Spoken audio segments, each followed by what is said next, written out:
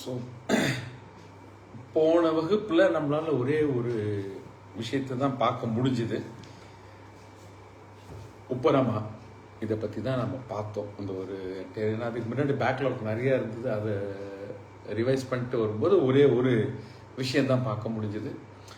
உப்பரமா அப்படின்னு சொல்லும்போது இப்போ தான் தேர்ந்தெடுத்த இலக்கில் மட்டுமே குறியாக இருப்பது, எதை அடைய வேண்டும் ஒரு மனுஷன் தீர்மானிச்சிருக்கானோ அதுல தான் அவனுடைய கவனம் முழுக்க முழுக்க இருக்கணும். அப்படின்றப்ப அதுக்கு ஸ்வதர்ம அனுஷ்டானம் அப்படின்றது தான் அதனுடைய அர்த்தமாக தத்துவ போதாவில் கொடுக்கப்படுகிறது. ஸ்வதர்மத்தை அனுஷ்டிக்க வேண்டும். ஸ்வதர்மத்தை எப்படின்றத நம்ம ரொம்ப டீப்பா டிஸ்கஸ் பண்ணிடணும். அவரவர்கள் என்ன ஒரு வேலையை எடுத்துட்டு இருக்காளோ அவளுக்கு அது ஸ்வதர்மம். அதுக்கு மேல இந்த காலத்துல பார்க்க முடியாது. நம்ம இந்த வர்ணாசிரமத்தை எல்லாம் வச்சு பார்க்கணும்னு நினைச்சோன்னா இன்னைக்கு அதெல்லாம் ஒர்க் அவுட் ஆகவே போறது இல்லை. அப்போ நாம என்ன வேலையை எடுத்திருக்கோமோ அந்த வேலையில நம்மளுடைய கவனம் முழுக்க முழுக்க இருக்கணும். அதை தாண்டி வேற எங்கேயும் செதறக்கூடாது அப்படின்றது தான் இதுல வருது. ஸோ இதுல மன அடக்கம், புலனடக்கம் எல்லாமே ரொம்ப தேவைப்படும். ஸோ இதனுடைய ஒரு நோக்கம் என்ன அப்படின்னா, நம்ம தத்துவ போதாவை பார்க்குறோம்.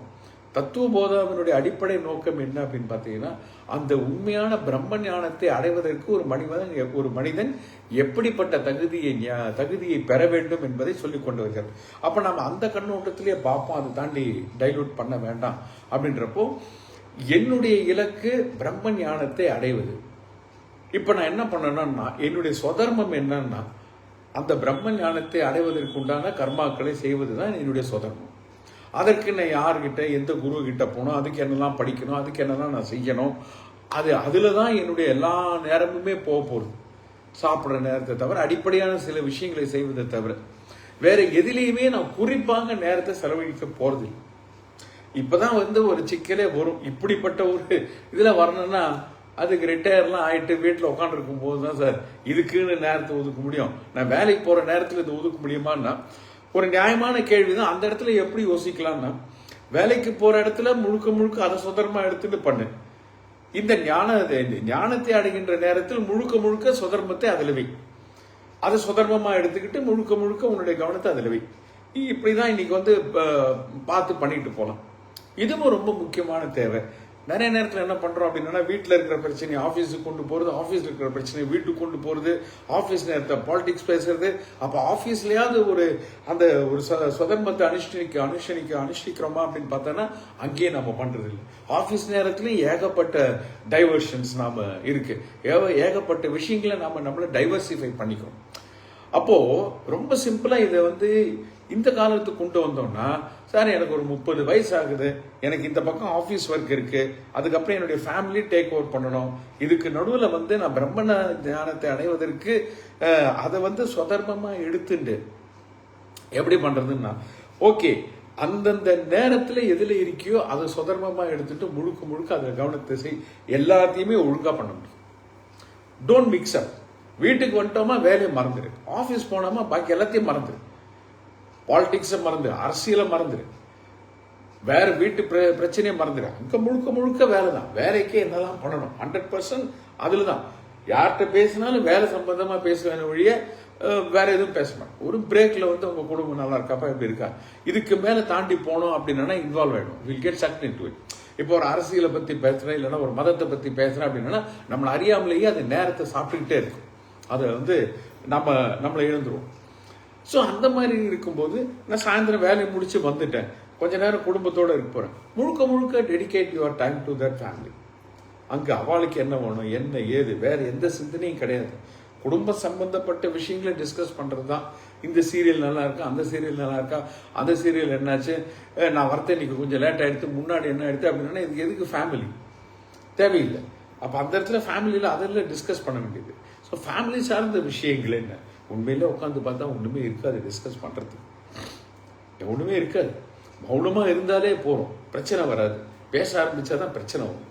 அப்போ என்ன பண்ணலான்னா அந்த நேரத்தை முழுக்க முழுக்க நீ பிரம்ம ஞானத்தை பெறணுன்ற ஒரு தீர்மானத்தை எடுத்துட்டேன்னா அதுக்காக நான் சாயந்தரம் ஒரு குரு இருக்கார், அவருடைய கிளாஸுக்கு நான் போகிறேன், அதை நான் படிக்க போகிறேன் அப்படின்றப்போ அங்கே போய் நீ 1-1.5 மணி நேரம் அந்த கிளாஸில் உட்கார்றேன்னா completely give yourself to that class. அங்கே போயிட்டு ஆஃபீஸை பற்றி நினைக்கிறது, வேலையை பற்றி நினைக்கிறது, வீட்டை பற்றி நினைக்கிறது, பொண்ணுக்கு கல்யாணம் நடக்குமா நடக்காத, குழந்தைக்கு ஸ்கூல் அட்மிஷன் கிடைக்குமா கிடைக்காத, அந்த சிந்தனை வேண்டாம். அந்த 1-1.5 மணி நேரம் அந்த பிரம்ம ஞானத்தை சொல்லித்தரக்கூடிய குரு இருக்கக்கூடிய இடத்துக்கு நான் போயிட்டேன்னா முழுக்க முழுக்க என்னுடைய கான்சன்ட்ரேஷன் அங்கே தான் இருக்கும். ஸோ இன்னைக்கு இருக்கக்கூடிய காலகட்டத்தில் இப்படி தான் நாம் அதை பிரித்து வச்சுக்க முடியும். அதுக்கு மேலே முடியாது. அதுக்கு மேலே இதுதான் எனக்கு வேணும் அப்படின்னா அது பூர்வ ஜென்ம சுக்கிருத்தம். இப்போ மகா பெரியவா மாதிரி, ரமண மகரிஷி மாதிரி, ஒரு விவேகானந்தர் மாதிரி எடுத்தோம் அப்படின்னா அவ போன ஜென்மத்திலயும் இல்லை முன் ஜென்மங்கள்ல அவ்வளவு அதுக்காக அவளை தன்னை அர்ப்பணிச்சிருக்கா. இந்த ஜென்மத்தில் அவள் டைரக்டாவே அதுக்குள்ள போயிட்டா. அவளுக்கு வேலையோ குடும்பமோ சம்பாத்தியமோ எந்த கவலையுமே இல்லை. they directly jumped into it. So that phase will come provided you start somewhere. If you don't start, அந்த ஃபேஸும் வராது. அப்போ இப்படி ஆரம்பிச்சு அப்படி போய் அங்க நிக்கலாம். ஏன்னா கடைசியில் இந்த பிரம்ம ஞானத்தை அடையணுங்கிறது ஒரு சாதாரண விஷயமாக அமைய போறது இல்லை. ஒரு மனிதனுடைய வாழ்க்கையில் ஏதோ 10க்கு நடுவில் இதை வச்சுக்கலான்ற மாதிரி ஆக போறது இல்லை. அது எங்கேயோ ஒரு இடத்துல அவனை முழுக்க முழுக்க அதுக்குள்ள கொண்டு போயிடும். அதுல முழுக்க முழுக்க போயிட்டானா நான் குடும்பத்தை விட்டுருவேனா, நான் குடும்பத்தை விட மாட்டான். ஆனா அவனுடைய அந்த பற்றற்ற நிலைங்கிறது அந்த இடத்துல இருக்கும். அவன் பண்ண வேண்டிய கர்மக்களை பண்ணிட்டு இருப்பான். ஒரு கர்ம யோகி மாதிரி கர்மத்தை பண்ணிட்டு இருப்பான். அவ்வளவுதான் வழியா அதுல மாட்டிக்க மாட்டான். பட் அந்த லெவல் வரணும் அப்படின்னா முன்னாடி நிறைய விஷயங்கள் நம்மளை அதுக்குள்ள இறக்கி இருக்கணும். அப்பதான் அந்த லெவலுக்கு வர முடியும். அப்ப இப்ப என்ன பண்ணலாம், நான் வேலைக்கு போறேனே, ஃபேமிலி இருக்கே, குழந்தைங்க இருக்கே, அதுக்கு படிப்பெல்லாம் இருக்கேன்னா அதுக்கு ஒரு நேரத்தை ஒதுக்கு. அந்த நேரத்துல அதை மட்டும் செய், வேற எதையும் நடுவில் மிக்ஸ்அப் பண்ணாம இரு. அதுவே போறோம்.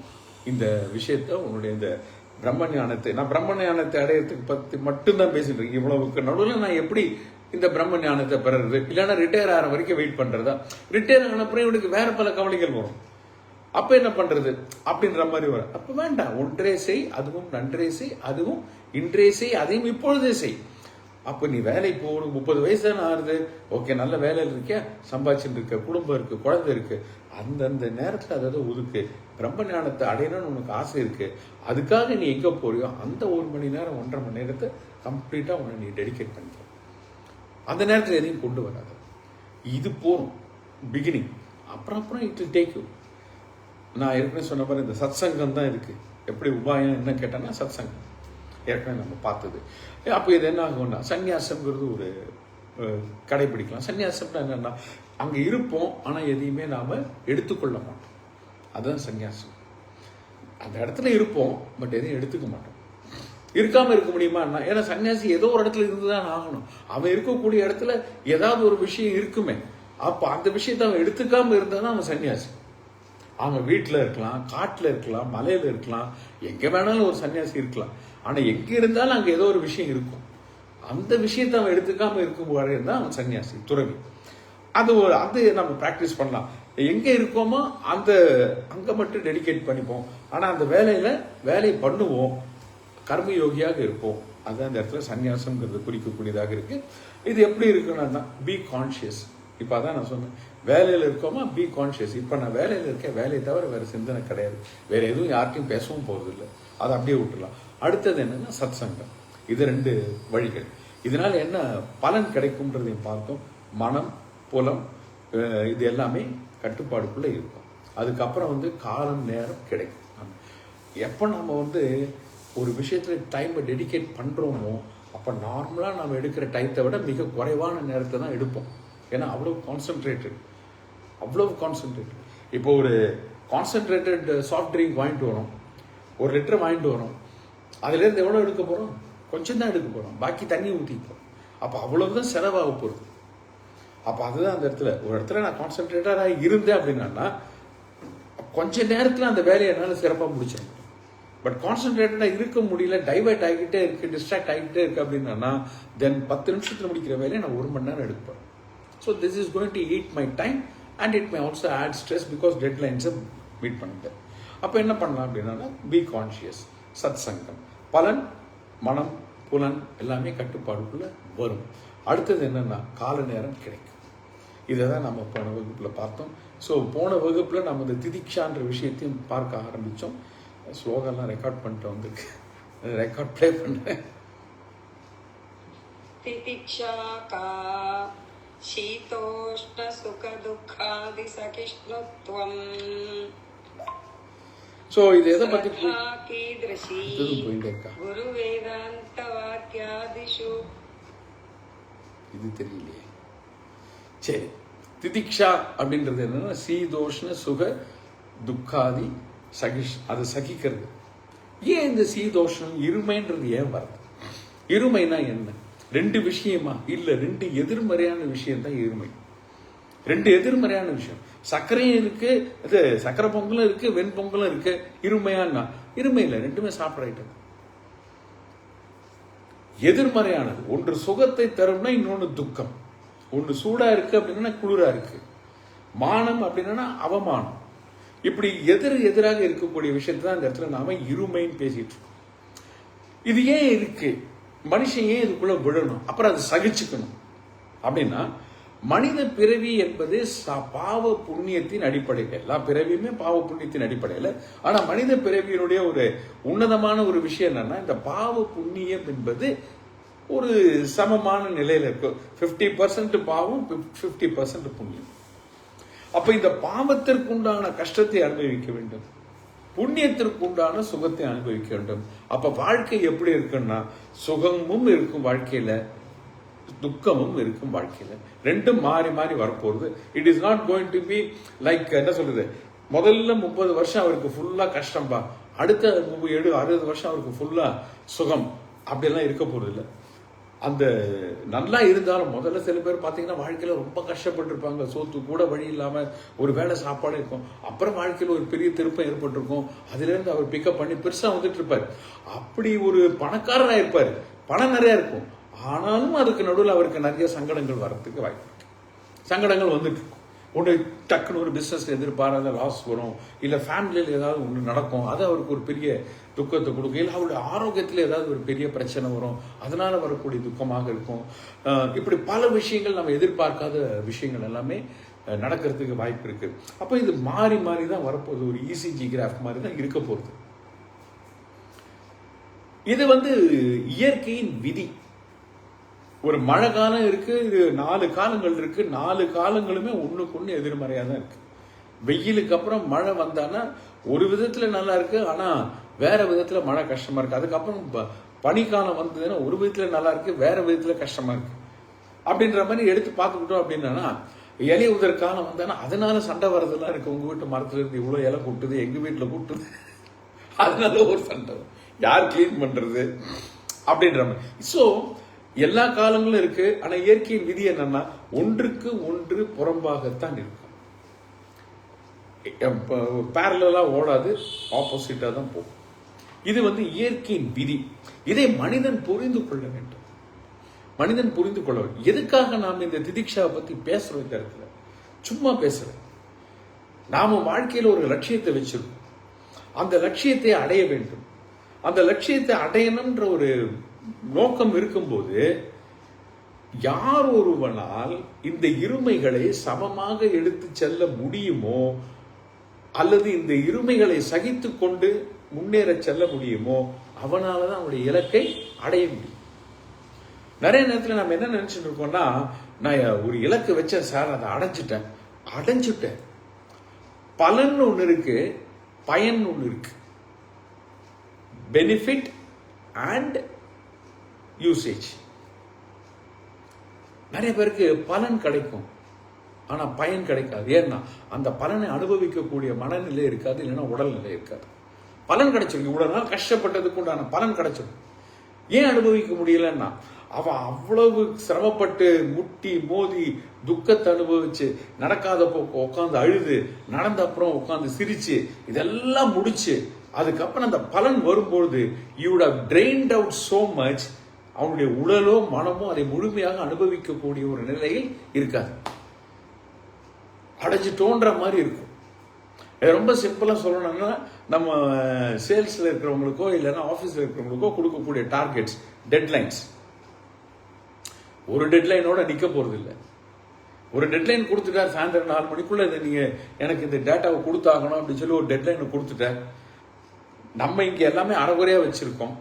அது இங்க எப்படியோ முட்டி போது இல்லைன்னா மேனேஜர் என்ன சொல்லுவார்னு எனக்கு தெரியும். அப்படி இப்படி முடிச்சு எப்படியோ ஒரு 3:50 அவருக்கு டேட்டா அனுப்பியாச்சு. அப்பாடான்றப்போ அடுத்த மெயில் வருது, இந்த டேட்டா இந்த டெட்லைனுக்குள்ள இதை முடிச்சு கொடுங்க. இல்ல ஒரு சேல்ஸ் எடுத்தோம் அப்படின்னா, இந்த மாசம் டார்கெட் முடிச்சு நிமிரும் போது அடுத்த மாசம் டார்கெட் இதுதான்பான்னு சொல்லுவோம். அந்த டார்கெட் எவ்வளவு இருக்குன்னா முன்னாடி மாசத்தை விட கொஞ்சம் அதிகமா இருக்கும். ஏன்னா இப்பதானா கொஞ்சம் நிமிர்ந்து மூச்சு விடுறதுக்கு டைம் விடுற, அதுக்குள்ள அடுத்த டார்கெட்டான டைமே கிடையாது, ஓடிக்கிட்டே இருக்கு. அப்போ இவன் இவனுடைய உழைப்பால் பலனை அடைகின்றான். பயனை அடைய முடிகிறதா அப்படின்னு கேட்டான்னா பயன் இல்லை. பயன் என்ன? ஒரு பலனுடைய பயன் என்ன? அனுபவம், அனுபவிக்கணும். அனுபவிக்கிறது தான் உண்மையான பயன். அந்த அனுபவிக்க முடியலன்னா அப்புறம் என்ன இருக்கு? பிரயோஜனமே இல்லை. அது பயன்ற கேட்டகரியிலேயே வராது. ஏன்னா பயன் என்றால் அதை பயன்படுத்த வேண்டும். பயன்படுத்த முடியவில்லை என்றால் அது பயனற்றது. ஸோ நான் ஒரு இலக்கை வச்சுக்கிட்டு போறேன். இந்த சீதோஷணம் மனிதனுக்கு அவனுடைய முயற்சியில் சாதகமான சூழ்நிலைகளும் அமையும், தடைகளும் அமையும். அப்போ இதை ரெண்டும் நடக்கும்போது யாரால பேலன்ஸ்டா இருக்க முடியுமோ அவனுடைய மனம் ஆரோக்கியமாக இருக்கும், மனதால் உடலும் ஆரோக்கியமாக இருக்கும். அவனுடைய உழைப்புல ஒரு தோய்வு இருக்காது.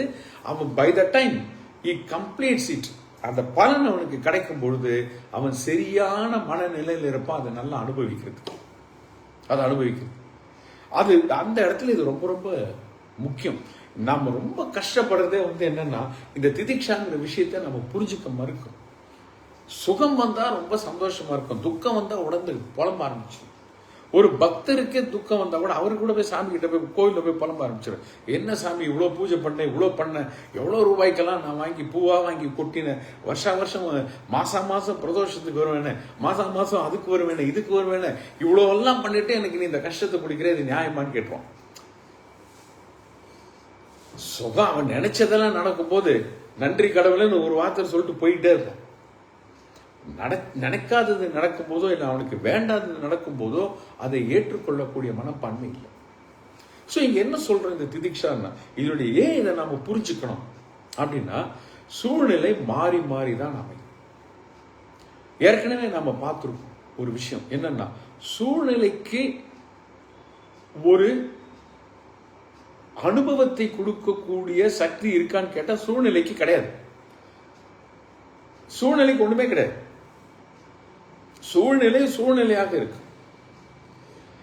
அது அனுபவமா மாறுறதுங்கிறது அந்த இண்டிவிஜுவலுடைய மென்டாலிட்டி, சைக்கலாஜிக்கல் ஆஸ்பெக்ட். ஏன்னா ஒரு சூழ்நிலை தான் அனுபவத்தை கொடுக்கக்கூடியதாக இருந்தால் அந்த சூழ்நிலையில இருக்கக்கூடிய எல்லாருக்குமே ஒரே மாதிரியான அனுபவம் தான் கிடைக்கும். மாறி அனுபவம் கிடைக்கக்கூடாது இல்லையா? இப்ப மழை வந்தான்னா ஒரு சிலருக்கு கஷ்டமா இருக்கு, ஒரு சிலருக்கு கொண்டாட்டமா இருக்கு. இப்ப ஏசி விற்கிறவன்லாம் கணக்கு போட்டு உக்காண்டிருப்பான், விற்குமா விற்காத டிஸ்கவுண்ட்லாம் போட்டு பார்ப்பான், எவனும் வாங்க மாட்டான். கொடை விற்கிறவன் 50 ரூபா கொடை ஓடிக்கிட்டு இருக்கும் பிரமாதமா, அவனுக்கு கொண்டாட்டம். வெயில் காலம் வந்துருச்சுன்னா ஏசி விற்கிறவனுக்கு கொண்டாட்டம், ஏசி விற்கிறவனுக்கு கொண்டாட்டம். ஏன்னா இப்ப அவனுக்கு தோதான சூழ்நிலை. அப்போ சூழ்நிலை தான் காரணம் என்றால் சூழ்நிலை எல்லாருக்கும் ஒரே அனுபவத்தை கொடுக்கணும். ஏன்னா அவரவர்கள் எந்த நிலையில் இருக்கிறார்களோ அந்த நிலைக்கேற்ற மாதிரிதான் சூழ்நிலையின் அனுபவம் இருக்கும். இப்ப நான் ஏசி விற்கிறதுனால சம்மர் வந்தானே எனக்கு சூப்பர். மழை காலத்துல வந்தானா என்ன பண்றது, வேற ஏதாவது இருக்கிறத விற்க முடியுமா அப்படின்றதான் யோசிக்கணும் ஒழிய அவனால் அந்த சுகத்தை அடைய முடியாது. ஏன்னா அவன் நிலை வேற. இதே மாதிரிதான் இப்ப பனிக்காலம் வந்ததுன்னா கம்பளி விற்கிறவனுக்கு கொண்டாட்டமா இருக்கும்.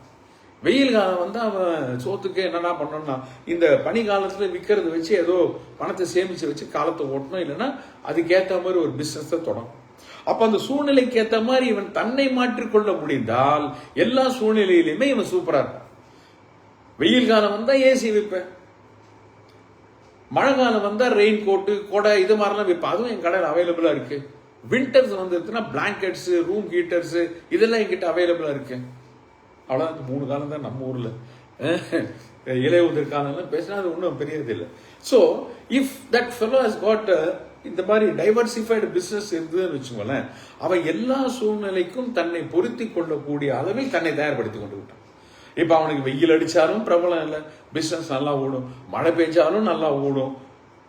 பனிக்காலம் வந்தாலும் அவனுக்கு பிசினஸ் நல்லா ஓடும். ஏன்னா அந்தந்த சூழ்நிலைக்கு ஏற்ற மாதிரி தன் நிலையை அவன் தயார்படுத்தி வைத்துக் கொண்டு விட்டான். அப்ப நாம நம்மளை தயார்படுத்திக்கிறோம், நாம நம்மளை தயார்படுத்திக்கிறது கிடையாது. தயார்படுத்தின்றப்போ அந்த சூழ்நிலை சாதகமா அமையுது. தயார்படுத்திக்கல அப்படின்றப்போ அதே சூழ்நிலை நமக்கு பாதகமாக மாறிடுது. அப்போ இதை நம்ம புரிஞ்சுக்கணும். ஆனா இப்போ எல்லா சூழ்நிலைக்கும் நம்மளை தயார்படுத்திக்க முடியுமா? தயார்படுத்திக்க முடியாது.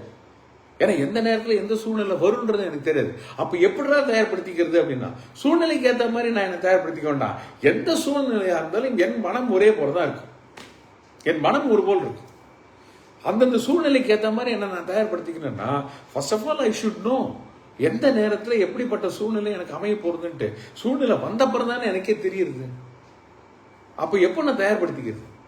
அப்ப என்ன பெஸ்ட் ப்ரிப்பரேஷன் அப்படின்னா மென்டல் ப்ரிப்பரேஷன். என்ன மென்டல் ப்ரிப்பரேஷன்னா சகிப்புத்தன்மை. எப்படிப்பட்ட சூழ்நிலையாக இருந்தாலும் நான் அதை சகித்து கொண்டு அங்க என்ன பண்ணணுமோ அதை பண்ணிட்டு போயிட்டேன்.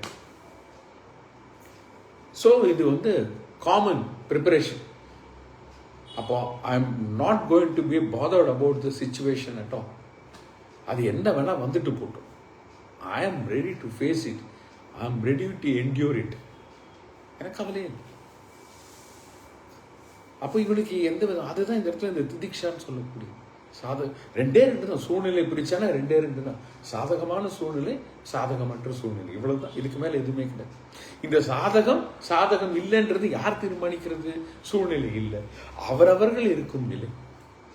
எனக்கு தோதா இருந்ததுன்னா சாதகம், தோதா இல்லைன்னா பாதகம், அவ்வளவுதான். சூழ்நிலை அப்படிதான் இருக்கு, ஒண்ணும் இல்லை. ஸோ இது நம்ம இந்த இடத்துல இதுதான் நம்ம புரிஞ்சுக்கணும். அப்ப எங்க புரிஞ்சுக்கிறோம் அப்படின்னா, முதல்ல நம்ம என்ன புரிஞ்சுக்கிறோம்னா, நம்முடைய வாழ்க்கை என்பது நம்முடைய கர்ம பலனின் வெளிப்பாடு. அந்த கர்ம பலன் எப்படி இருக்க போறதோ அப்படிதான் நம்ம வாழ்க்கை அமைய போறது. சரி, அதுக்காக முயற்சியே வேண்டாமான்னா அதை நம்ம முன்னாடி பார்த்துருக்கோம். ஏன்னா என்ன கிடைக்கும் என்ன கிடைக்காதுங்கிறது எனக்கு தெரியாது. இப்போ வாழ்க்கை பாவ புண்ணியத்தின் அடிப்படையிலன்னு சொல்லிட்டோம். எப்ப பாவத்தோட எஃபெக்ட் இருக்கும், எப்ப புண்ணியத்தோட எஃபெக்ட் இருக்கும், பாவம்ங்கிறது என்னது, புண்ணியம்ங்கிறது என்னது, யாராலும் சொல்ல முடியும்? இப்போ ஒரு ஞானிக்கு பாவ புண்ணியம்ங்கிறது என்னது? எதுவுமே கிடையாது.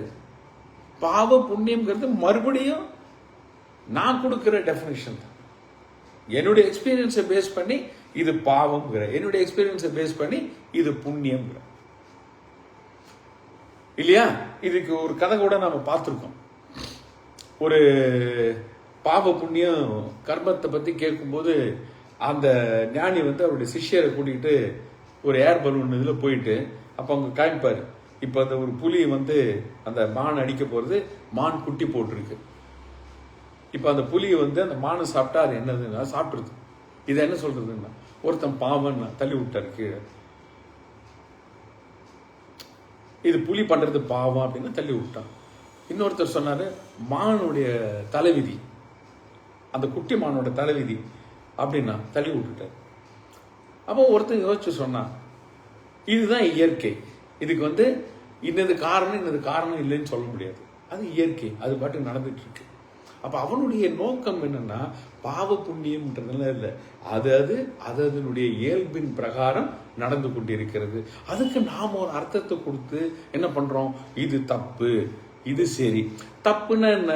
புண்ணிய பாவம். சரின்னா என்னது? புண்ணியம். அவ்வளவுதான். தப்பு பண்ண என்ன சொல்றேன், பாவம் பண்றடா வேணாண்டா அப்படின்றோம். நல்ல காரியம் பண்ணா புண்ணியம் பண்ணிட்டு இருக்க, உனக்கு ஏதாவது நல்லது நடக்கும் அப்படின்றோம். ஸோ யார் நல்லது தீர்மானிக்கிறது, யார் தப்புன்றது தீர்மானிக்கிறது இல்லையா? ஸோ இப்படி எல்லாம் ஆராய்ச்சி பண்ணிக்கிட்டே போனோம் அப்படின்னா இப்ப நாம என்னெல்லாம் சொல்றோமோ அதுக்கு நம்ம கொடுத்துருக்கக்கூடிய definition, is it valuable definition R sensible definition அப்படின்னு பார்த்தோன்னா கிடையவே கிடையாது. ஏன்னா அந்த டெஃபினேஷன் நான் கொடுத்துட்டு அந்த டெஃபினேஷனை பிடிச்சிக்கிட்டு கரெக்ட் நான் ஓடிட்டு இருக்கேன். அதனாலதான் நமக்கு இவ்வளவு அவசியம் இருக்கு, லைஃப் இவ்வளவு அவசியம் இருக்கு. அப்ப எல்லாம் அதன் இயல்பின் பிரகாரம் நடந்து கொண்டிருக்கிறது, அவ்வளவுதான். அப்ப எனக்கு கர்மாவே செய்யாம நான் சும்மா இருந்துடுறேன்னு, அது இயல்பின் பிரகாரம் தான் நடக்கிறது, விட்டுரும். எனக்கு எப்ப என்ன வருதோ அப்ப அதை அனுபவிக்கலாம் அப்படின்னா, இங்கதான் என்ன சொல்றாரு பகவத்கீதையிலும் பகவான் சொல்லியிருக்காரு என்னன்னா, உன்னுடைய முயற்சி அதான் சொன்னாரு. கர்மண்யேவ அதிகார செயல சொல்லும் போது என்ன சொல்ற, கர்மத்தை செய்வது உன்னுடைய அதிகாரத்தில், உன்னுடைய கண்ட்ரோல்ல இருக்கு. நீ கர்மத்தை செய்தே ஆக வேண்டும். பலன் உன்னுடைய கட்டுப்பாடில் இல்லை, உன்னுடைய அதிகாரத்தில் இல்லை. அதற்காக அடுத்த வரியில் சொல்ற, அதற்காக கர்மம் செய்வதை நிறுத்தி விடாது. ஏன் கர்மம் செய்வதை நிறுத்தி விடக்கூடாதுன்னா, கர்மத்திலிருந்து தான் உன்னுடைய எல்லா பலனுமே தீர்மானிக்கப்படுகிறது. அப்ப எந்த மாதிரி கர்மத்தை நீ செய்யணும் அப்படின்னா, தர்மத்தின்படி சொல்லப்பட்டிருக்கக்கூடிய கர்மத்தை செய். அதுதான் கர்ம யோகின்றோம். கர்ம யோகின்னா யாரு? Right action with right attitude. Right ஆக்ஷன்ங்கிறது என்னது? தர்மத்தில் சொல்லப்பட்டிருக்கக்கூடிய செயல்களை செய்யக்கூடியது ரைட் ஆக்ஷன். ரைட் ஆட்டிடியூட் என்னது?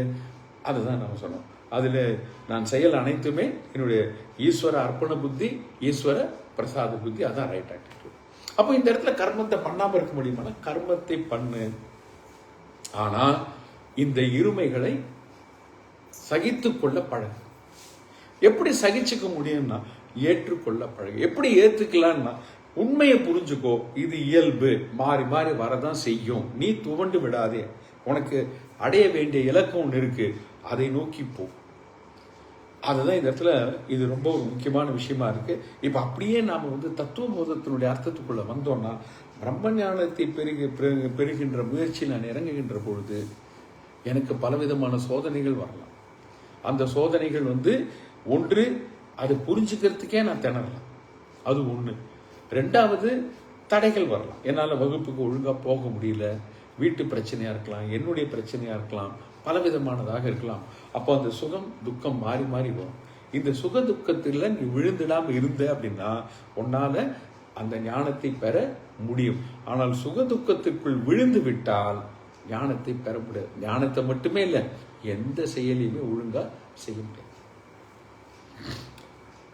இல்லையா? இப்ப சில பேர்லாம் என்ன சொல்றாங்க, இன்னைக்கு என் மூடு நல்லா இருக்கு, இன்னைக்கு என் மூடு நல்லா இல்லை சார், என்னால இன்னும் ஒழுங்கா பண்ண முடியாது அப்படின்றான். இப்போ மூடு நல்லா இல்லைன்னு என்ன அர்த்தம்? பாவம் துக்கத்தை தரக்கூடிய விஷயம் தான் நடந்திருக்கு, பாவம்.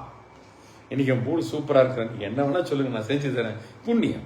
என்னன்னா இவருக்கு சந்தோஷத்தை தரக்கூடியதா இருக்கு. இப்படி ஒருத்தன் வேலையில உட்காந்து இருந்தான்னு வச்சுங்க, அவன் மூடு நல்லா இருக்கும் போது நல்லா பண்ணுவான், மூடு நல்லா இல்லைன்னா ஒழுங்கா பண்ண மாட்டான். அப்ப எப்படி ஒரு வேலை முடியும் இல்லையா? இப்ப எல்லாரும் இவர் என்னைக்கு மூடு நல்லா இருக்குன்றத வெயிட் பண்ணிட்டு இருக்கணும், ஃபைல்ல கைத்து வாங்கணும்னா. ஏன்னா நல்லா இல்லைன்னா ஃபைல தூக்கி அடிச்சிருவாரு, நம்ம மூஞ்சிலே விட்டு அடிச்சிருவாரு. அதனால முதல்ல கதை திறந்து எட்டி பார்ப்போம். இந்த பழைய சினிமாலாம் வர மாதிரி கேபின்லாம் இருக்கு, இப்ப அதை விட்டுருவோம், கேபின்லாம் இருக்கும். இப்ப என்ன பண்றோம், மெயிலுக்கு ரிப்ளையே பண்ண மாட்டோம். அப்ப கையெழுத்து போடுறது, இப்ப ரிப்ளை பண்ண மாட்டோம். மெயில் கிடக்கு அந்த பாட்டுக்கு இன்பாக்ஸ்ல உட்காந்துருக்கும். என்ன சார் இன்னும் வரல ரிப்ளைனா, மூடு சரியில்லை, வராது இன்னைக்கு, விட்டுடு. அவர் எப்ப வரணும்னா அவருக்காக மூடு எப்ப நல்லா ஆகும். இப்படி இருந்ததுன்னா ஒரு வேலை எப்படி உருப்படியா நடக்கும்னு சொல்லுங்க பார்ப்போம். நடக்காது இல்லையா? அப்போ அது எந்த வேலையுமே நடக்காது. அப்போ அந்த சகிப்புத்தன்மைங்கிறது ரொம்ப ரொம்ப முக்கியமான. சகித்து கொள்ள வேண்டியது ஒரு பெரிய ஒரு குவாலிஃபிகேஷன் ஃபார் அஸ். சக்சஸ் ஆகணும்னா சகிப்புத்தன்மை தேவை. எப்படி சகிச்சுக்க போற அப்படின்னா, இரண்டையும் ஒரு போல் எடுத்துக்கொள்ள போகிறேன், ரெண்டுத்தையுமே ஒரே மாதிரி எடுத்துப்பாரு. விலகி ஓட முடியாது. இங்க இருந்து அங்க இப்ப நிறைய பேர் கம்பெனி மாறுற மாதிரி தான். இங்க ரொம்ப டார்ச்சர் பண்றேன், அங்க போனா அங்க டார்ச்சர் வேற மாதிரி இருக்கும், இதே மாதிரி இருக்காது. அவ்வளவுதான். கொஞ்ச நாளைக்கு ஆறுதலா இருக்கும், அப்ப அந்த மாதிரி இல்லப்பா இது வேற மாதிரி இருக்கு, கொஞ்ச நாளைக்கு அது டேமேஜ் பண்ண ஆரம்பிச்சிடும். ஸோ ஓடி போக முடியுமா அப்படின்னா, துன்பத்திலிருந்து ஓடி போக முடியுமான்னா முடியாது. ஏன்னா அது வேற வேற ரூபத்துல நீ எங்கெல்லாம் போறேன் அங்கெல்லாம் வந்துகிட்டே தான் இருக்க போகுது. So what is the best alternative I have அப்படின்னா, இதுல இருந்து ஸ்கிராச்சே இல்லாம நான் வரணும், சேதாரம் இல்லாம நான் வெளியில வரணும். என்ன வழின்னா திதிக்ஷா, அதை ஒரே ஒருபோல் எடுத்துக்கொள். அந்த சகிப்பு தன்மை, சகித்து கொள்ளக்கூடிய ஒரு விஷயம். அந்த சகிப்புத்தன்மையோடு நாம் போடக்கூடிய முயற்சி அவ்வளவு அற்புதமான பலனை தரும். இன்னொன்னு என்ன சொல்லலாம்னா ஏற்றுக்கொள்ளுதல், acceptance. Accept whatever comes to you, accept it. அந்த அக்செப்டன்ஸ் மென்டாலிட்டி வந்தாலே நமக்கு முக்காவாசி பிரச்சனை லைஃப்ல போயிடும். ஏன்னா பிரச்சனை எல்லாமே due to resistance, not because of the issue. இஷ்யூனால ப்ராப்ளமே கிடையாது, மை ரெசிஸ்டன்ஸ் டுவர்ட்ஸ் இட். எனக்கு பிடிக்கல நீ ஏன் பண்ணின, ஐ ஆம் ரெசிஸ்டிங் யுவர் ஆக்ஷன். அதனால தான் பிரச்சனை வரும். எனக்கு பிடிக்கல நீ ஏன் பண்ண, எனக்கு பிடிக்கல நீ அதை பேசணும் இப்படின்றோம். அந்த மாதிரி ஒரு விஷயம் இதெல்லாமே தான் இந்த இடத்துல திதிக்ஷான்னு வருது. அப்போ இது ஒரு உண்மையா, இது ஒரு ஒரு ஒரு ஒரு ஒரு குணம் நம்ம கிட்ட இருக்கணும். எதையுமே சகித்து கொள்ளக்கூடிய, எதையுமே ஏற்றுக்கொள்ளக்கூடிய, எதையுமே பக்குவமாக பார்க்கக்கூடிய ஒரு மனப்பான்மை அடைகின்ற பொழுது இதுக்கு என்ன பண்ணலாம்னா, இப்போ ஏற்கனவே நம்ம சொன்ன மாதிரி ஃபர்ஸ்ட் திங் வந்து I should understand life is a combination of what I want and what I don't want. Life is a combination. எனக்கு என்ன வேணுமோ வேணும், வேண்டாம். இப்போ அன்னப்பறவையோட ஒரு உதாரணம் நம்ம எடுத்துக்கலாம். நமக்கு எல்லாருக்குமே தெரியும், தண்ணியும் பாலும் கலந்துருந்தா அது பாலை மட்டும் எடுத்துக்கும், தண்ணியை விட்டுடும். அப்போ இதுல என்ன சொல்ல வரான்னா, இதை நம்ம ஆராய்ச்சி எல்லாம் பண்ணி பார்க்க கூடாது. இப்படி எல்லாம் ஒரு பறவை இருந்ததா, ஒரு பறவையால இப்படி எல்லாம் பண்ண முடியுமா, அப்படிலாம் ஆராய்ச்சி பண்ணக்கூடாது. அவன் என்ன சொல்ல வரான், அவன் என்ன சொல்ல வரான், உனக்கு வேணுங்கிறது கிடைக்கும், வேண்டாததும் கிடைக்கும். அப்படி என்ன பண்ணணும்னா வேணுங்கிறத மட்டும் எடுத்துக்க பழகிக்க, வேண்டாததை இக்னோர் இட். அதை வச்சுக்கிட்டு நீ ஒரு பிரச்சனையாக்காது. அப்ப என்ன ஆகும் அப்படின்னா, எல்லா சிச்சுவேஷன்லயுமே உனக்கு அனுகூலமான ஏதோ ஒன்று இருக்கும். எந்த சிச்சுவேஷனையுமே நீ ரெசிஸ்ட் பண்ண மாட்ட, எதையுமே பண்ண மாட்டேன். ஏன்னா அதுல எது அனுகூலமா இருக்கோ அதை எடுத்துக்க போற. ஒரு 5% தான் அனுகூலமா இருக்கோ அதை எடுத்துக்க போற. இன்னொரு சிச்சுவேஷன்ல 20% அனுகூலமா இருக்கலாம், அதை எடுத்துக்க போற. இன்னொன்னு 80% அனுகூலமா இருக்கும், அதை எடுத்துப்பாரு. இப்ப இது 5% தானே சொல்லி இதுக்காக நொந்து போறது இல்ல, 80% சொல்லி தலகால் புரியாம ஆடவும் போறது இல்ல. என்னுடைய மென்டாலிட்டி என்னன்னா, நான் எடுத்திருக்கக்கூடிய இலக்கு, நான் செல்லக்கூடிய பாதைக்கு எது தேவையோ அதை எடுத்துக்கொள்கிறேன். பாக்கி எல்லாம் ஐ வில் இக்னோர். எப்படி இக்னோர் பண்ண முடியும்னா, அதை இக்னோர் பண்ணிட்டா அது போயிடுமான்னு. கஷ்டத்தை இக்னோர் பண்ணிட்டா கஷ்டம் போயிடுமா, வலியை இக்னோர் பண்ணா வலி போயிடுமான்னு சகிச்சுக்கிறேன். It has come to me as a package. அதை தூக்கி நான் குப்பையில போட முடியாது. So what I will do, I will tolerate, I will endure it. அதுதான் நம்ம இந்த இடத்துல புரிஞ்சுக்கணும். ஸோ இந்த அறிவு ஒரு விதத்தில் நமக்கு அந்த திதிக்ஷாவை கொண்டு வந்து சேர்க்கும். அதுக்கப்புறம் வந்து பார்த்தீங்கன்னா தவம். தவம்னா எப்படின்னா, இந்த இடத்துல வந்து இப்போ நான் சொன்ன இந்த எக்ஸாம்பிள், எது வேண்டுமோ தவசு பண்ணி அதை விரும்பியதை ஏற்றுக்கொள்வது, நான் விரும்பாத விஷயங்களை விட்டு விடுவது, இது. ஸோ இதனால என்ன பலன்னா, எடுத்த வேலையை நம்மளால முழுமையாக செய்ய முடியும். ஏன்னா நமக்குள்ள இருக்கக்கூடிய ஒரு பெரிய தடையே இதுதான். என்னால் எதையுமே சகிச்சுக்க முடியல, எதையுமே அக்செப்ட் பண்ணிக்க முடியல. I am always resisting everything. அதுதான் எனக்கு ஒரு பெரிய தடை என்னுடைய வெற்றிக்கு. அப்போ அந்த திதிக்ஷான்னு சொல்லக்கூடிய ஒரு சகிப்புத்தன்மை இருந்ததுன்னா என்னால் எப்படிப்பட்ட சூழ்நிலையிலும் ஜெயிச்சு முன்னேற முடியும். ஸோ ஒரு பெரிய வேலையும் என்னால் ஈஸியாக போகணும். அப்போ இந்த பிரம்ம ஞானத்தை அடைவது அது ஒன்றும் பிரச்சனையே இல்லை. என்ன தடங்கள் வந்தாலும் நான் சகிச்சுக்கிறேன், ஆனால் இலக்கை விட்டு போக மாட்டேன் அப்படிங்கிற ஒரு இது. ஸோ துன்பம் வரும்பொழுது நாம் அதை தாங்கிக் கொள்ளக்கூடிய ஒரு மனோபாவம் தான். ஏன்னா துவண்டு விழாமல் இருப்பது தான் ரொம்ப முக்கியம். துவண்டு விழா அது நடக்கும். ஸோ இது வந்து திதிக்ஷா அப்படிங்கிற ஒரு விஷயம். இனி அடுத்தது என்னன்றதை பார்ப்போம் நாம. विश्वासः श्रद्धा कीदृशी गुरुवेदान्तवाक्यादिषु विश्वासः श्रद्धा. இது அடுத்தது ரொம்ப இம்பார்ட்டன்ட். ஸ்ரத்தா அப்படின்னா என்ன? ஸ்ரத்தா நம்பிக்கை. எப்படிப்பட்ட நம்பிக்கை, அதுதான் கேள்வி. நம்பிக்கைன்னா என்னன்னு கேட்கல, கேள்வியை வந்து எப்படிப்பட்டது நம்பிக்கை. எந்த மாதிரி நம்பிக்கை அப்படின்றப்போ குரு மீதும் குரு சொல்லக்கூடிய வேதாந்தத்தின் மீதும் இருக்கக்கூடிய நம்பிக்கை. அப்ப இந்த இடத்தை எப்படி நம்ம பார்க்கிறது அப்படின்னா, நமக்கு ஒன்றை அடைய வேண்டும் என்றால் எதை நான் அடையணும்னு நினைக்கிறேனோ அது மேல எனக்கு ஒரு முழுமையான நம்பிக்கை இருக்கு. இப்ப எனக்கு என்னுடைய எடையை குறைக்கணும். எடையை குறைச்சா என்ன ஆகும்னா ஒரு பலன் தான் சொல்றேன், இந்த பலன் தான் கிடைக்கும் அப்படின்ட்டு. அப்போ அதன் மீது எனக்கு ஒரு முழுமையான நம்பிக்கை இருக்க வேண்டும். எடையை குறைச்சா எனக்கு இந்த பலன், அந்த பலன் மீது எனக்கு ஒரு முழுமையான நம்பிக்கை இருக்க வேண்டும். ரெண்டாவது என்னன்னா, இந்த எடையை எப்படி குறைக்க முடியும்னா, ஜிம்முக்கு போ, வாக்கிங் போ, யாரோ ஒருத்தர் எனக்கு அட்வைஸ் பண்றாரு, அந்த அட்வைஸ் பண்றவர் மேல எனக்கு ஒரு நம்பிக்கை இருக்கணும். ஏன்னா அவர் மேல எனக்கு நம்பிக்கை இருந்தாதான் அவர் சொல்லக்கூடிய அட்வைஸை நான் 100% ஃபாலோ பண்ணுவேன். அப்ப எந்த விஷயத்தை அடைய வேண்டுமோ அதன் மீது நம்பிக்கை, அந்த விஷயத்தை அடைவதற்கு யார் நமக்கு துணையாக காரணமாக இருக்கிறாரோ அவர் மீது இருக்கக்கூடிய நம்பிக்கை. இது ரெண்டுமே ரொம்ப ரொம்ப இம்பார்ட்டன்ட். இப்ப டாக்டரை நம்பினாதான் டாக்டர் கொடுக்கக்கூடிய மெடிசனை நான் நம்புவேன். நமக்கு டாக்டர் மேலே நம்பிக்கை கிடையாது இல்லையா? என்ன பண்றாரு, அவர் 5 நாளைக்கு எழுதி கொடுத்தா நாம 2 நாள் தான் வாங்குறோம். அவர் அப்படிதான் எழுதுவாரு. இதுல அவரே வேற மருந்து கடை வச்சிருந்தாருன்னா இன்னும் சந்தேகம் ரொம்பவே ஜாஸ்தியாயிடும். அவருக்கு அதுல கமிஷன் கிடைக்குது. அவர் எழுதுவாரு, 2 நாளைக்கு வாங்கி சாப்பிட்டேன், போன வாட்டி அப்படிதான் நான் 2 நாளைக்கு சாப்பிட்டேன், சரியாயிடுது. ஸோ என்ன இருக்குது, இப்போ ஏன் நான் அந்த பிரிஸ்கிரிப்ஷனை ஃபாலோ பண்ணல அப்படின்னா, எனக்கு டாக்டர் மேல நம்பிக்கை இல்லை. டாக்டர் மேல நம்பிக்கை இல்லைன்னா அவர்கிட்ட இருந்து வரக்கூடிய விஷயத்திலும் எனக்கு நம்பிக்கை இருக்காது.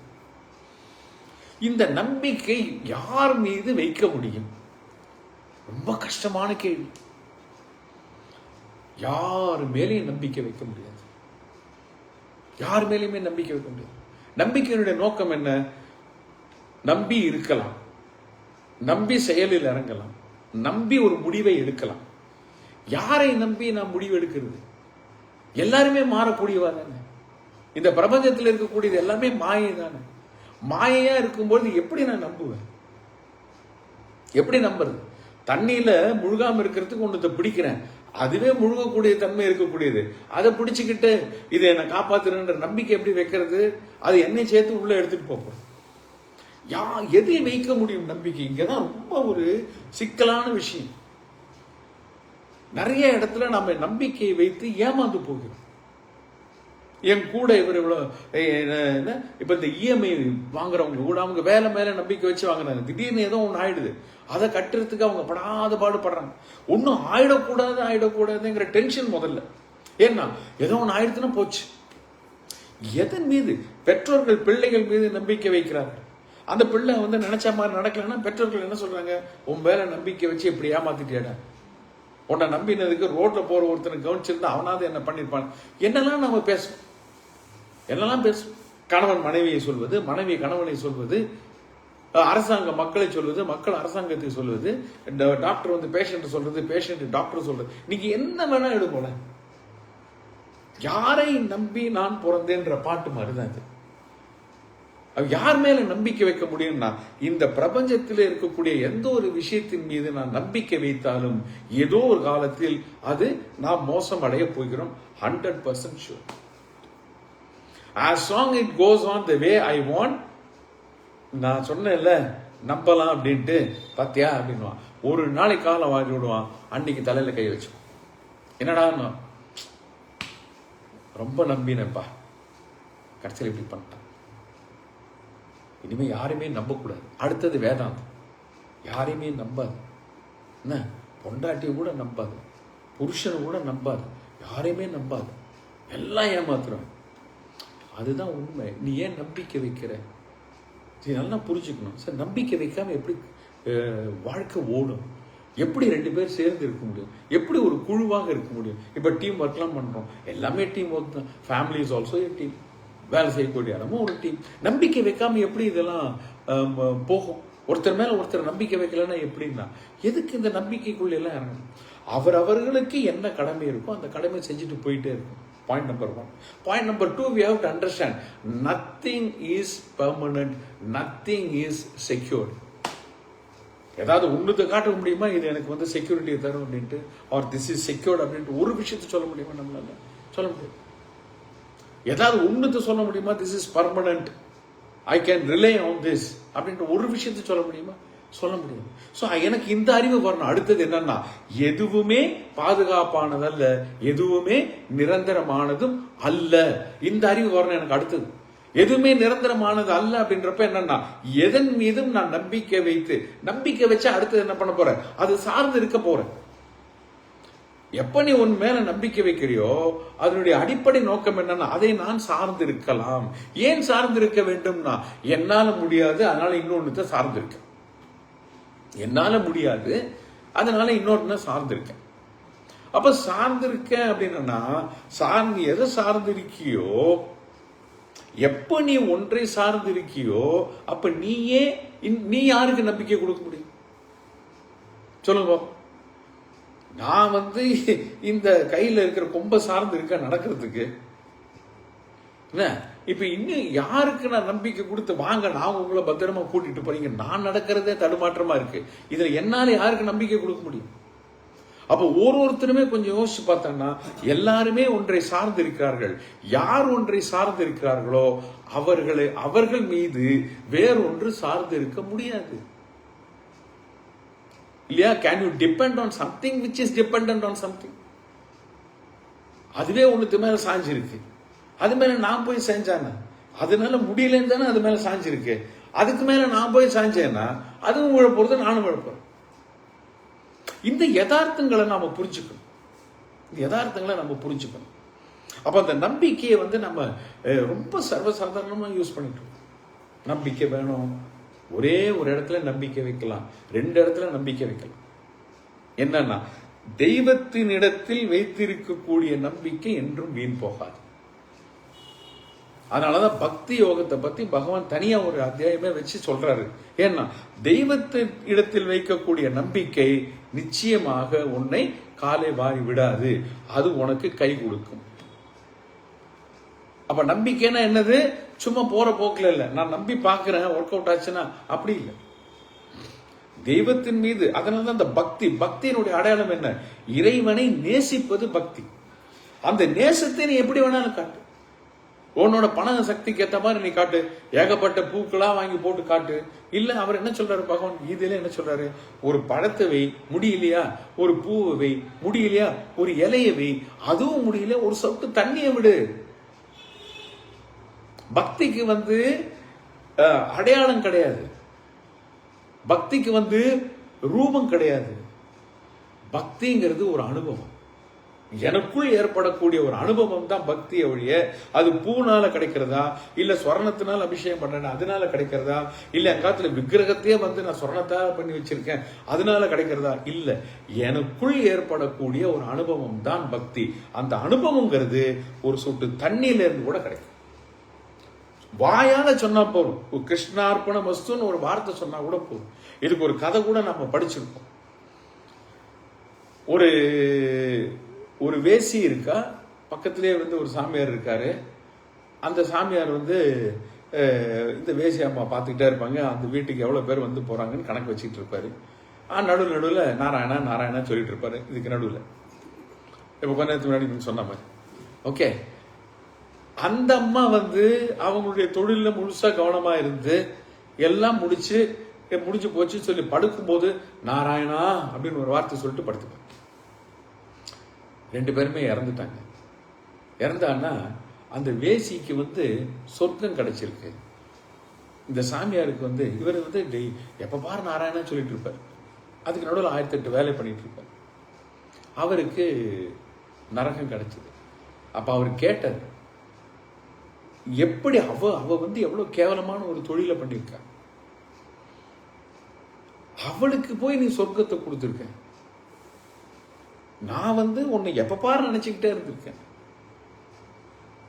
நீ எனக்கு நரகத்தை கொடுத்திருக்கேன், நீ என்ன எப்ப பாரு நினைச்சிட்டு இருந்த, ஆனா என்னுடைய நினைப்பை விட ஓங்கி இருந்தது அவ வீட்டுக்கு எவ்வளவு பேர் வராங்கிற நினைப்பு. அப்ப உன்னுடைய பக்தியில உண்மை கிடையாது, அது ஏதோ பை ஃப்ளோ வாயில இருந்து வந்துட்டு இருக்கு. ஆனா அவ ஏதோ ஒரு தொழில் பண்ணிட்டு இருக்கா. அந்த ஒரே ஒரு வார்த்தை அவ ஒரு நாளைக்கு சொல்லக்கூடிய அந்த நாராயணங்கிறது ஆத்மார்த்தமான ஒரு வார்த்தை, உண்மையான பக்தியோடு வரக்கூடியது. அப்போ பக்திங்கிறது அவரவர்களுக்குள் ஏற்படக்கூடிய ஒரு அனுபவம் தானே வழியே அது எந்த செயல் மூலியமாக வெளிப்படுத்துறோங்கிறதெல்லாம் நாமளாம் போட்டுக்கிற ஒரு கணக்கு. பட் கடவுள் அதையும் ஏத்துக்கிறார். நீ ஆடம்பரமா பண்ணு, எப்படியும் என் லைனுக்குள்ள வந்துட்டு. அப்போ ஒரு விஷயத்தை நாம எதை நம்பலாம்னா, இறைவன் மீது நாம் வைத்திருக்கக்கூடிய பக்தி, நம்பிக்கை, அது என்னைக்குமே நம்மளை கைவிடாது. அங்க நம்பிக்கை வைக்கலாம். அடுத்தது எங்கன்னா வேதாந்தத்தின் மீது நாம் வைக்கக்கூடிய நம்பிக்கை, இதுதான் உண்மையான நம்பிக்கை. ஏன்னா பக்தி மீது நம்பிக்கை வைத்தாலும், ஏன்னா பக்திங்கிறது ஒரு படி. எங்க வர்றதுக்கு? பிரம்ம ஞானத்தை அடையிறதுக்கு பக்திங்கிறது ஒரு படி. அப்போ இது பிரம்ம ஞானத்தை அடைவதற்குண்டான படிகள் எது? பக்தி, கர்மயோகம், ஞான யோகம், ஞானி. அப்ப நான் ஞானியா ஆகணும் அப்படின்னு, ஏன்னா பிரம்ம ஞானி ஆயிட்டோம் அப்படின்னா நமக்கு பிறப்பு இறப்புங்கிறது கிடையாது. உண்மையான மோட்சம், விடுதலை நமக்கு கிடைக்குது. எனக்கு அதுல ஒரு நம்பிக்கை இருக்கு.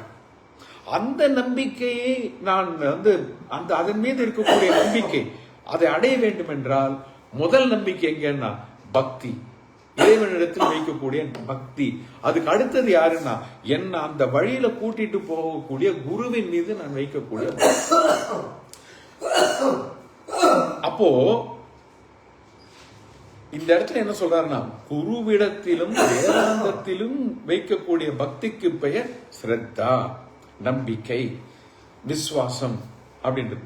ஏன் அப்படின்னா இந்த இடத்துல வைக்கக்கூடிய நம்பிக்கை மட்டும்தான் நம்மளை காலவாரி விடாது, நமக்கு உண்மையான பலனை தரக்கூடியது. இங்கதான் வைக்க முடியும். வேற எங்க நம்பிக்கை வச்சாலுமே ஏதோ ஒரு காலகட்டத்தில் அது நம்மளை காலவாரி விட்டுரும், அந்த நம்பிக்கை வீண் போய்விடும். அப்போ இதுல அதனால்தான் இந்த இடத்துல இது தத்துவ போதற்காக மட்டும் சொல்லப்படலை. இதுதான் உண்மை. இது நம்ம தத்துவ போதா படிக்கிறோமோ படிக்கலையோ, அது பகவத்கீதையை படிக்கிறோமோ, வேதாந்தத்தை படிக்கிறோமோ படிக்கலையோ, அது அடுத்த விஷயம். ஆனால் இது ஒரு அடிப்படையான நம்பிக்கை எனக்கு தேவை. இந்த ஒரு விஷயம் நமக்கு உள்ள போகணும். அப்ப என்ன பண்ணலாம்னா, யாரோடையும் சேர்ந்து, எல்லாரோடையுமே சேர்ந்துரு. நம்பிக்கை வேண்டாம், உன் கடமையை நீ செய். உனக்கு அந்த இடத்துல என்ன கடமை அதை செஞ்சுட்டு, கடமைன்னு வந்துட்டாலே அங்க என்ன இருக்குன்னா எதிர்பார்ப்புங்கிறது இல்லை.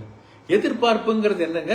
நம்பிக்கையினுடைய ஒரு ஒரு அங்கம் தான் எதிர்பார்ப்பு. நான் எப்படி ஒருத்தர்கிட்ட எதிர்பார்க்க முடியும்? என் புள்ள 100 மார்க் வாங்கிடுவாங்க அப்படின்னா என்ன அர்த்தம்? என் புள்ள மேல நான் வச்சிருக்கிற நம்பிக்கை, என் புள்ள நல்லா வருவாங்க அப்படின்னு நான் எதிர்பார்ப்பேன். அந்த எதிர்பார்ப்புங்கிறது என்னது? அவன் மேல நான் வச்சிருக்கக்கூடிய நம்பிக்கை. அப்ப இந்த எதிர்பார்ப்பு வேண்டாம். எதிர்பார்ப்பு இல்லைன்னா என் கடமையை நான் ஒழுங்காக செய்கிறேன். கடமையில என் பிள்ளைங்களுக்கு நான் என்ன பண்ணணும் அதை நான் பண்ணிடுறேன். அவள்கிட்ட இருந்து ஏதாவது எதிர்பார்த்து பண்றேன்னா, இல்ல அவன் மேல நம்பிக்கை வச்சு இன்னைக்கு என் பிள்ளைகளை நல்லா கவனிச்சுக்கிட்டேன் அப்படின்னா நாளைக்கு பிற்காலத்துல அது என்ன நல்லா கவனிச்சுக்கும் அப்படின்ற நம்பிக்கையா வேஸ்ட் எல்லாமே. அப்ப என்ன பண்ணணும்னா, அவர்களுக்கு இருக்கக்கூடிய கடமையில மட்டுமே அவன் கவனத்தை செலுத்தி அந்த கடமையை கர்மயோகமாக செய்கின்ற பொழுது நம்பிக்கைக்கு அவசியமே கிடையாது, அவசியமே இல்லை. நம்பிக்கைன்ற வார்த்தையே நம்ம லைஃப்ல வர வேண்டிய விஷயம் அவசியமே கிடையாது. ஆனா எங்க உண்மையிலேயே நம்பிக்கை வைத்தால் பலன் கிடைக்கும் என்றால் வேதாந்தத்திலும், அந்த வேதாந்தத்தை சொல்லித்தரக்கூடிய குருவிடத்திலும் நம்பிக்கை கண்டிப்பாக வேண்டும். அப்பொழுதுதான் நாம் மோட்ச நிலையை அடைய முடியும். அப்ப இந்த ஸ்ரத்தா அப்படின்னு சொல்லி தத்துவ போதத்தை சொல்லியிருக்கக்கூடியதனுடைய அர்த்தம் என்ன அப்படின்னு பாத்தீங்கன்னா இதுதான். இதை எப்படி அடைய முடியும் அப்படின்னா, ஏற்கனவே இப்ப நான் சொன்ன மாதிரிதான் அந்த ஈஸ்வர புத்தி இருக்கணும். ஈஸ்வரனுக்கு அர்ப்பண புத்தி, ஈஸ்வரன் கிட்ட இருந்து எது வந்தாலும் பிரசாத புத்தி, இவ்வளவுதான். இதுதான் பக்தி. இது பக்தியினுடைய ஒரு முத்தின ஸ்டேஜ். ஆரம்பத்துல எதிர்பார்ப்போடு இருக்கும். நம்ம பார்த்திருக்கோம், நிறைய காமிய பக்தர் பார்த்திருக்கோம், நிஷ்காம பக்தரை பார்த்திருக்கோம், ஜிக்னாசு பக்தரை பார்த்திருக்கோம், ஞானியை கூட பக்தரா வச்சு பகவான் சொல்லியிருக்காரு. அப்போ காமிய பக்தர் அவனுடைய ஆசைகளை பூர்த்தி செய்யறதுக்கு தானே பகவான்கிட்ட போறான். பகவானே எனக்கு இந்த பிசினஸ்ல எனக்கு இவ்வளவு ப்ராஃபிட் வந்ததுன்னா உனக்கு நான் இவ்வளவு உண்டியில போடுறேன்றான். காமிய பக்தி தான். பகவான் ஓகேன்ற ஆர்மி அங்க இருக்கு. அப்போ அது வளர்ந்து வளர்ந்து வருகின்ற பொழுது கர்மயோகியாக மாறுகிறான். அந்த இடத்துல என்ன ஆகும் அப்படின்னு பாத்தீங்கன்னா, அவன் அந்த வேதாந்தத்தின் மீதும் வேதாந்தத்தை சொல்லித் தரக்கூடிய குருவின் மீதும் அவன் நம்பிக்கை வைப்பதற்கு அந்த கர்ம யோக நிலை என்பது ஒரு பெரிய வழியாக அமையும். அப்புறம் குருவை எப்படி நம்புறது அப்படின்னா, யாரை நான் குருவாக பார்க்கின்றேனோ அவருக்கு அந்த அறிவு என்பது ஈஸ்வரனிடத்தில் வந்தது. யார் அந்த ஈஸ்வரன்? இவ்வளவு நாள் நான் வணங்கிட்டு இருந்தேன் பார்த்தா, சரி திடுதிப்புன்னு இங்கெல்லாம் போயிட முடியாது. நான் தான் சொன்னேன், பக்திங்கிறது ஒரு படி, அது அடுத்தது கர்மயோகம், ஞான யோகம். அப்ப அந்த பக்தி செய்யும் பொழுது அந்த இறைவனை நான் நம்பி இருந்தேனே, அந்த இறைவன் கொடுத்த அறிவு தான் என் குருவிடத்தில் இருக்கிறது. அப்ப அந்த இறைவனை நம்புகின்ற பொழுது என் குருவை நான் நம்புகின்றேன். அப்ப குருவை ஒரு மனுஷனா பார்க்காம அவர்கிட்ட இருக்கக்கூடிய அறிவை அந்த இறைவன் கொடுத்த அறிவாக பார்க்கக்கூடிய ஒரு மனோபாவம். மூணாவதாக இருக்கக்கூடியது பணிவு. இந்த பணிவுங்கிறது இதெல்லாமே எதுக்கு சொல்றோம் அப்படின்னா, தத்துவ போதத்திலிருந்து பிரம்ம ஞானம் அடைவதற்கு உண்டான விஷயங்களை தான் இந்த இடத்துல இப்ப நம்ம பேசிட்டு இருக்கோம். ஓகே, அப்போ ஆணவமற்ற நிலை, சேவை செய்யக்கூடிய விஷயங்கள், சேவை மனப்பான்மை, இதெல்லாமே இப்படிப்பட்ட ஒரு நிலை அடைவதற்கு இருக்கும். ஸோ இதனுடைய பெரிய முக்கியமான பலன் என்னன்னு பார்த்தீங்கன்னா, ஞானத்தை அடைவதற்கு இவன் யோகிதையை பெறுகின்றான், மனம் ஒருமைப்படுகிறது, ஆராயும் புத்தி வருகிறது. ஏன்னா நம்பிக்கை இருந்தால் தான் நீ ஆராய்ச்சி பண்ண. When will you explore something? Only when you have the trust on it. Otherwise அதை நீ சீண்ட கூட மாட்டேன். ஒன்றின் மீது நம்பிக்கை இல்லைன்னா அதை சீண்ட கூட மாட்டோம். ஆனா நம்பிக்கை இருக்கிற விஷயத்தை ஆராய்ச்சி பண்ணி அதை இன்னும் டீப்பா தெரிஞ்சுக்கணும். ஏன்னா நம்புறேன் நீ, this is effective, this is going to be effective. அந்த இட்ஸ் கோயிங் டு பி எஃபெக்ட்ன்றப்போ ஒன்னு அறியாமலேயே ஒரு எக்ஸ்ப்ளோரிங் மைண்ட் வந்துடும். அப்போ அதை பத்தி இன்னும் டீப்பா தெரிஞ்சுக்க ஆரம்பிச்சு. இப்ப நீ எங்க போயிட்ட? நம்பிக்கையில இருந்து அறிவுக்கு போயிட்ட. இனி நான் நம்பல, அதுதான் கரெக்ட்ன்ற அறிவுக்கே வந்துட்டேன். அப்படிதான் அந்த இடத்துல போய் சேரணும். இனி அடுத்ததாக நாம பார்க்கக்கூடியது என்னன்றதையும் பார்த்துருவோம். இந்த இதுல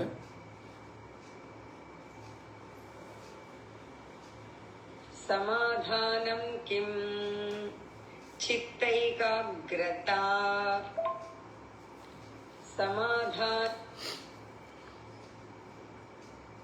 சமாதானம். சாதாரணமா நம்ம தமிழ்ல சமாதானம் சொன்னோம்னா ரெண்டு பேருக்கும் மத்தியஸ்தம் பண்ணி வைப்பா, சமாதானப்படுத்துப்பா அப்படின்ற ஒரு அர்த்தம் இருக்கு.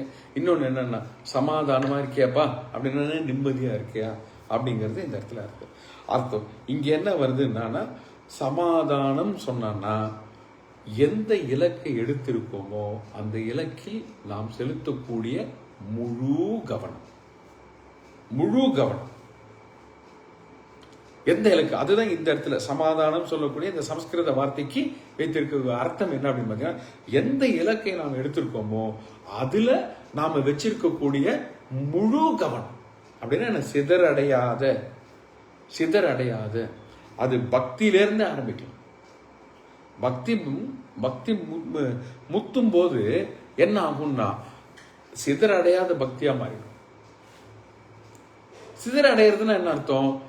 இங்க இந்த கடவுளை நம்பலாமா, அந்த கடவுளை நம்பலாமா, இவரை வேணா ட்ரை பண்ணி பார்ப்போம், நாளைக்கு அவரை வேணா ட்ரை பண்ணி பார்க்கலாமே, இப்படின்ற மாதிரி அந்த பக்தியை நாம் பிளவுபடுத்தக்கூடியது.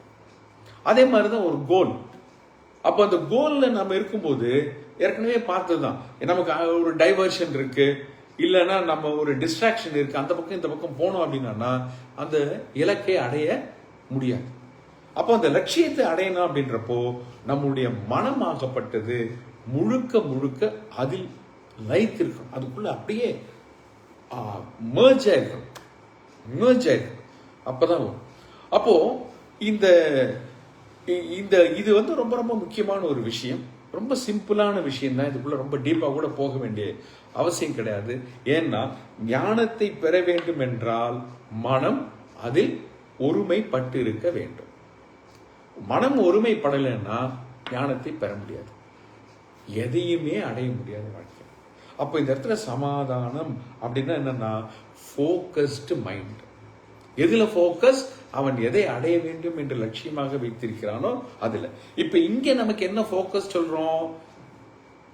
மோட்சம், பிரம்ம ஞானம், இதுதான் நம்ம ஃபோக்கஸ். அப்ப அப்ப நம்முடைய முழுக்க முழுக்க நம்முடைய மனம் எங்க இருக்கும்? அதை அடைவதில். அதை எப்படி அடைய முடியும்? இப்ப மனசு எங்க இருக்கணும்? அதை அடைவதற்கு குரு என்னெல்லாம் சொல்லி கொடுக்கிறாரோ மனசு முழுக்க முழுக்க அதிலேயே இருக்கக்கூடியது, குருவின் வார்த்தையிலே இருக்கக்கூடியது, குரு சொல்லி கொடுக்கக்கூடிய விஷயத்திலேயே இருக்கக்கூடியது. அதிலிருந்து என் கவனம் தவறவே தவறாது. இப்போ ஸ்கூல் படிக்கும் போதெல்லாம் பாத்தீங்கன்னா கிளாஸ்ல ஒரு 10 வாட்டி சொல்லிக் கொடுப்பாங்க. அதுக்கப்புறம் ஹோம்ஒர்க்னு ஒன்று கொடுப்பாங்க. சாயந்தரம் விளையாடிச்சு அப்படின்னா வீட்டுக்கு வந்து ஹோம்ஒர்க் பண்ணணும். இது entire school life cos like this. எதுக்கு இப்படி வச்சிருக்காங்க அப்படின்னா அந்த அளவுக்கு அவன் ஃபோக்கஸ்டா இருக்கும்.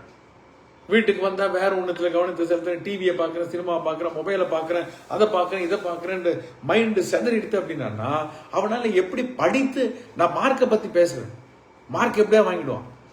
அந்த அறிவு, கல்வி அறிவு எப்படி வரும் அவனுக்கு? வராது. இன்னைக்கு பேப்பர்ல போட்டிருக்கான் கிட்டத்தட்ட 40% they have done a random test across the country. Close to 40% of the students feel they are highly stressed and அவங்க நிறைய ரீசன்ஸ் கொடுத்துருக்காங்க.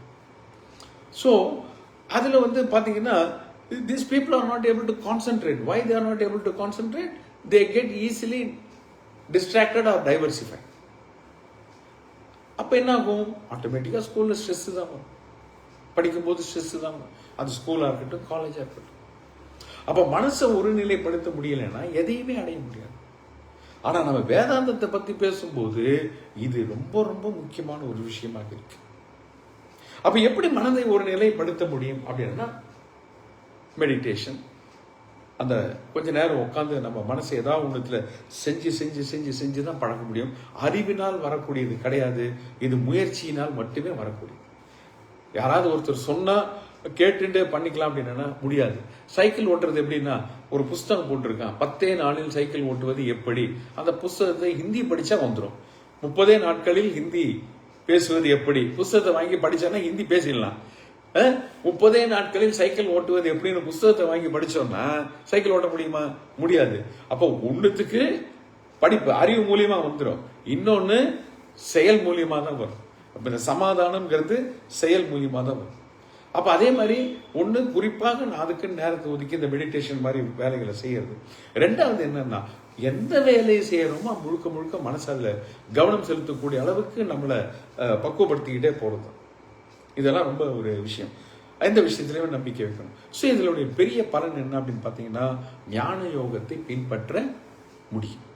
அப்பதான் அங்க போக முடியும், மனோபலம் வரும். இதுதான் கடைசியா சொல்லப்பட்டிருக்கு. எதுல கடைசியா சொல்லப்பட்டிருக்கு? சமாதி ஷட்க சம்பத். நடுவில் எடுத்தார் இல்லையா? சம தம சொல்லி முடிச்சாரு. சொல்லி முடிச்சுட்டு இதை எடுத்தார் மூணாவதாக. சமாதி ஷட்க சம்பத் அப்படின்னு சொல்லி 6 விஷயங்களை நம்ம பார்த்தோம். இனி ஒரு விஷயம் கூட இருக்கு. இதெல்லாம் எதுக்குன்னா இது எல்லாமே வந்து ஞானத்தை பெறுவதற்கு உண்டான தகுதிகள். யாரால் ஞானத்தை பெற முடியும்? இதெல்லாம். இனி அடுத்தது முமுட்சுத்துவம் அப்படின்னு ஒண்ணு இருக்கு. அது அடுத்த வகுப்புல நாம பார்ப்போம். அந்த முமுட்சுத்துவத்தோட இந்த என்டையர் அதிகாரத்துவத்தை பத்தி முடிஞ்சிருது. யாருக்கு தகுதி இருக்குன்றத சொல்லி முடிச்சுறார். அதுக்கு அப்புறம் தான் நம்ம தத்துவ போதத்துக்குள்ளேயே போக போறோம். அதுக்குள்ள போயிட்டோம்னா ஏகப்பட்ட மேட்டர் இருக்கு நம்ம தெரிஞ்சுக்கிறது, ஏகப்பட்ட விஷயம் இருக்கு. இதெல்லாம் அதிகாரத்துவத்தை பத்தி சொல்லிட்டு வர. அப்ப நம்ம கொஞ்சம் யோசிக்கணும். இவ்வளவெல்லாம் சொல்லிட்டாரு, இதுல எவ்வளவு விஷயம் நம்ம கிட்ட இருக்கு. அப்ப நம்ம மேற்கொண்டு இதெல்லாம் கேட்கணுமா வேண்டாமா? நாம இவர் சொன்ன மாதிரி ஐ குவாலிஃபைட் ஆர் நாட் அப்படின்னா there are 2 ways. First thing என்னன்னா அந்த இதுல சொல்லப்பட்டிருக்கக்கூடிய விஷயங்கள் வந்து நம்ம கிட்ட இல்லாம இல்லை. நல்லா புரிஞ்சுக்கணும். ஏன்னா இதுல இப்ப நம்ம பார்த்தோம், இது வரைக்கும் இந்த முமுட்சுத்துவத்தையும் பார்ப்போம். அப்படின்றப்போ இதுல சொல்லப்பட்டிருக்கக்கூடிய விஷயம் எல்லாம் இல்லை நம்ம கிட்ட அப்படின்னா நாம இங்க வந்திருக்க மாட்டோம். இங்க வந்திருக்கிறது மட்டுமே இல்லை, லைஃப்ல பல விஷயங்களை நம்ம சாதிச்சிருக்க மாட்டோம். நல்ல ஒரு மனோபாவத்தோட நம்ம இருந்திருக்க மாட்டோம். என்ன அது அப்பப்போ செதறிடுது, அவ்வளவுதான். அப்பப்போ போயிடுது because of various other activities or distractions or diversification, all those things. அப்போ நம்ம என்ன பண்ணணும்னா அது பாட்டுக்கு அது பக்கம் இருக்கு, நம்ம கிட்ட இருக்கு, இருக்கிறத நம்ம இன்னும் ஸ்ட்ரென்தன் பண்ணுவோம். அதுக்கு அடுத்தது அதை ஸ்ட்ரென்தன் பண்ணிக்கிட்டு பாக்கி விஷயங்களை கேட்டு நம்ம இன்னும் நம்மளுடைய அறிவை வளர்த்துக்கொள்ளும்.